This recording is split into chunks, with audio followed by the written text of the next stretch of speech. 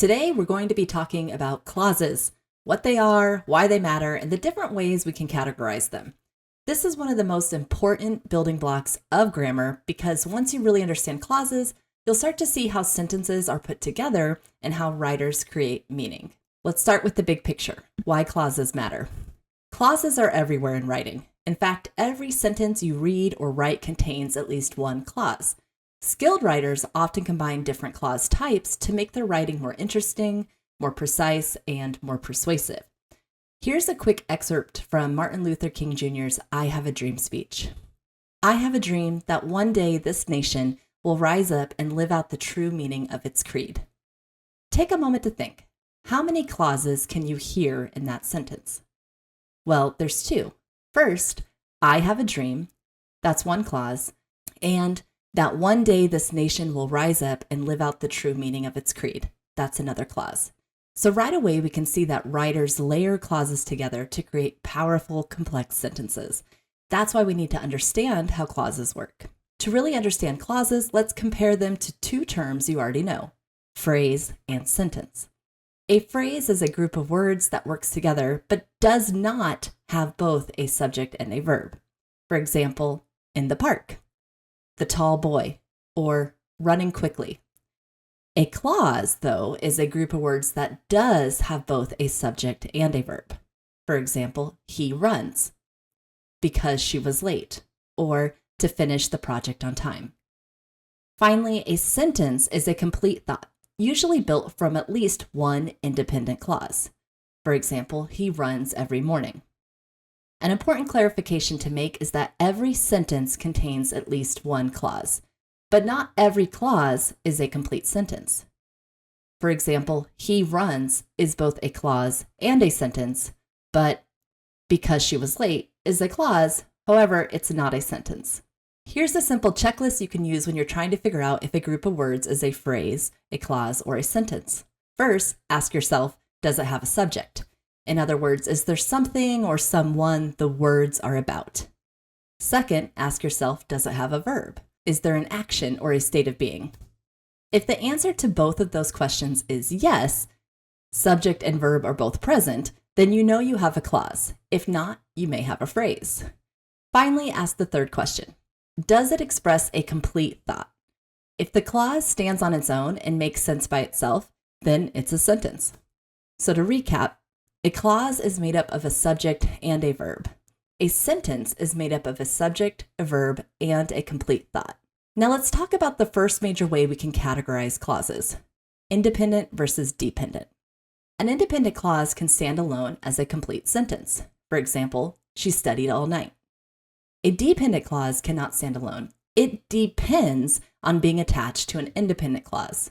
For example, because she studied all night, that is not a full sentence, right? It leaves you hanging. Dependent clauses often begin with subordinating conjunctions, such as because, although, if, when, or while. So let's take a quick practice. Which of these is independent and which is dependent? I love pizza and although I love pizza. The first one, I love pizza, is independent. It's a full thought. The second one, although I love pizza, it's dependent. It leaves us waiting for the rest of the sentence. In another video, we'll look closely at the different types of dependent clauses, relative clauses, complement clauses, and adverbial clauses. But for now, just know that dependent clauses can play different roles in sentences, but we're not going to explore those details just yet. Now, this is where many students slip up in their writing, understanding the difference between a dependent clause and a full sentence. A dependent clause is not a complete sentence on its own. It leaves the reader hanging. For example, because I was tired. That looks like it could be a sentence, but notice it doesn't express a full thought. The reader is waiting for the rest of the idea. That makes it a fragment, which is incorrect in formal writing. Here's the corrected version. Because I was tired, I went to bed early. Now the dependent clause is connected to an independent clause, and together they form a complete sentence. So here's the rule of thumb. If you start a sentence with a subordinating word, such as because, although, if, when, or while, you must finish the thought by attaching it to an independent clause. So let's practice together. If I write, although it was raining, is that correct? No, it's still a fragment. To fix it, I might say, although it was raining, we went for a walk anyway. The key takeaway is simple. Dependent clauses need a partner. Independent clauses can stand alone. If you connect them correctly, your writing will flow and avoid fragments. Clauses can be joined in two main ways. The first is coordination. This happens when we join two independent clauses together, so two complete sentences, using a coordinating word like and, but, or. For example, I was tired, but I finished the project. Notice that both sides of the sentence could stand on their own, but we've linked them together with the word but. The second way is subordination. This is when we join an independent clause with a dependent clause. For example, although I was tired, I finished the project. Here, the dependent clause, although I was tired, cannot stand alone, but it makes sense once it's attached to the independent clause. We'll focus more on subordination later when we study complex sentences in another video. For now, just remember, coordination means two equals joined together. Subordination means one clause depends on the other. One last detail. Dependent clauses can appear in different positions within a sentence. They can come at the beginning. For example, because she studied all night, that's your dependent clause. Attached to the independent clause, she passed the test. They can appear in the middle. For example, she, because she studied all night, passed the test. Or they can come at the end. She passed the test because she studied all night. This flexibility is part of what makes dependent clauses so useful to writers. By moving them around, you can vary sentence rhythm and emphasize different ideas. The second way to categorize clauses is by looking at whether they are finite or non-finite. A finite clause has a verb that is marked for tense, and it usually has a subject. For example, he walked home, or she is working. Both of these show tense, past and present, and they include a subject.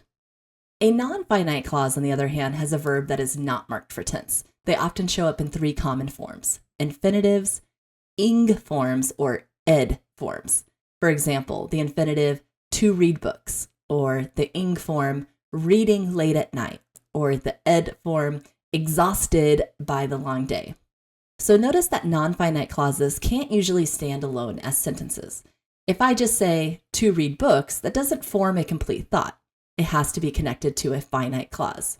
So the main difference is this: finite clauses carry tense and can stand alone as sentences, while non-finite clauses don't carry tense and usually need a partner. Let's wrap up with the key takeaways so far. A clause always has a subject and a verb. A sentence must contain at least one independent finite clause. Clauses can be independent or dependent. Clauses can also be finite or non-finite. Finally, sentences often combine multiple clauses through coordination or subordination. So to see this in action, let's look at a real-world example from J.K. Rowling's Harry Potter and the Sorcerer's Stone. Harry, who had never in his life had such a Christmas dinner, ate until he couldn't eat anymore. Take a moment to think about how many clauses we can find here. So how many clauses were there? There's actually three. Harry ate until he couldn't eat anymore. This is an independent clause. Next, who had never in all his life had such a Christmas dinner. That's a dependent clause describing Harry. And finally, he couldn't eat anymore. Another dependent clause inside the sentence. So you can see how Rowling weaves clauses together by combining independent and dependent clauses, and writers can do this to create richer, more detailed sentences that convey meaning in layers. So clauses are the building blocks of sentences. Once you can recognize them, you'll start to see how writing is constructed, whether you're reading a novel or an article or a speech. And as a writer, you'll be able to make more conscious choices about how you put sentences together.